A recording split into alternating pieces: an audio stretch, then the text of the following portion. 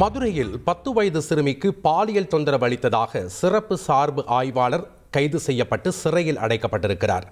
திருப்பரங்குன்றம் கார்த்திகை தீப திருவிழாவிற்கு பாதுகாப்பு பணிக்கு சென்றிருந்த இடத்தில் பாலியல் தொந்தரவு அளித்ததாக புகாரின் அடிப்படையில் இந்த கைது சம்பவம் நடைபெற்றிருக்கிறது.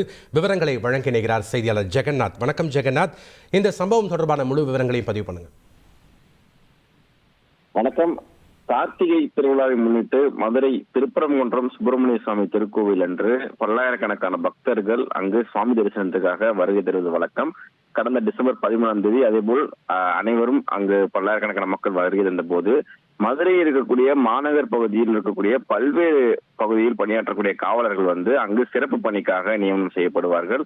அதேபோல் அன்று சிறப்பு பாதுகாப்பு பணிக்காக சென்ற மதுரை திடீர் நகர் காவல் நிலையத்தை சேர்ந்த சிறப்பு சார்பு ஆய்வாளர் ஜெயபவர் அங்கு பக்தராக வருகின்ற 10 வயது சிறுமிக்கு பாலியல் தொந்தரவு அளித்ததாக புகார் ஒன்று எழுப்பியிருக்கிறார்கள்.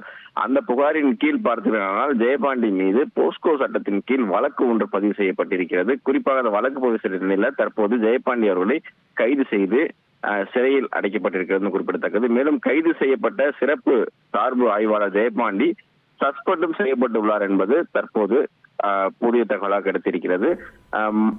பாதுகாப்பு பணிக்கு சென்ற காவலர் தற்போது சிறுமியை பாலியல் செயல் செய்யப்பட்டது என்பது மதுரை மக்கள் மத்தியிலும் குறிப்பாக பக்தர்கள் மத்தியிலும் மிகவும் அச்சத்தை ஏற்படுத்தியிருக்கின்றன கூற வேண்டும்.